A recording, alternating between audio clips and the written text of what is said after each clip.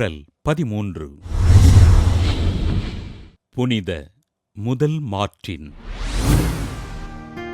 Italy நாட்டின் டோடி என்ற நகரில் பிறந்த மார்ட்டின் தன்னை இறைவனுக்கு அர்ப்பணித்து மக்களுக்கு ஆண்டவரின் பணிகளைச் செய்தார்.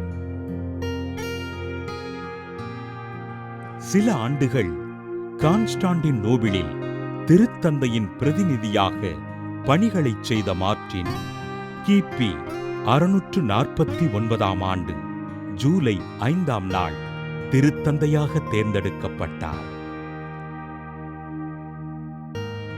இயேசு கிறிஸ்து ஓரியல்பு மட்டும் உடையவர் என்ற அக்கால கருத்திற்கு மறுப்பு தெரிவித்த திருத்தந்தை மார்ட்டின் லாத்ரன் நகரில் பொதுச்சங்கத்தினை கூட்டி ஆண்டவர் இயேசு இறை இயல்பும் மனித இயல்பும் உடையவர் என்று அறிக்கையிட்டார்.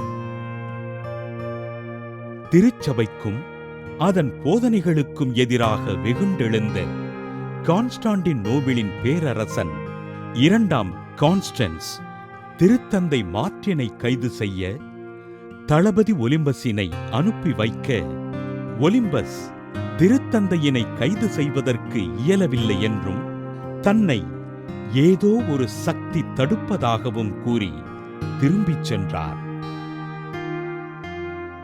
திருச்சபையின் போதனைகளும் திருத்தந்தையும் தன் கட்டுப்பாட்டுக்குள் இருக்க வேண்டும் என்ற எண்ணம் கொண்ட பேரரசன் கான்ஸ்டன்ஸ் தன் மற்றொரு தளபதியான தியோடரை அனுப்பி வைக்க திருத்தந்தை மார்ட்டின் கைது செய்யப்பட்டு கான்ஸ்டாண்டினோபிளுக்கு கப்பலில் ஏற்றப்பட்டார்.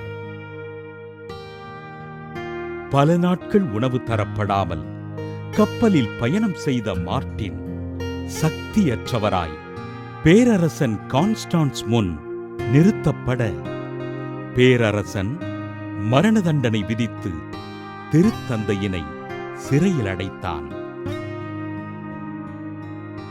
சிறையினில் 85 நாட்கள் பல்வேறு துன்பங்களை அனுபவித்த திருத்தந்தை முதல் மார்ட்டின் கெர்சோன் நகருக்கு நாடு கடத்தப்பட்டு கிபி 655ஆம் ஆண்டு செப்டம்பர் 16ஆம் நாள் விண்ணகம் சென்றார்.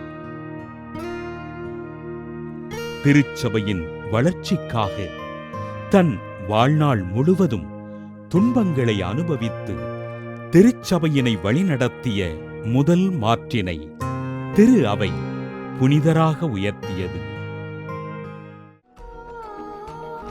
புனித முதல் மார்ட்டின் திருவிழாவினை கொண்டாடுகின்ற நாம் தீவிரவாதத்தின் அச்சுறுத்தலினால் வாழுகின்ற மக்களை இறைவன் பாதுகாக்கும்படி ஜெபிப்போம்.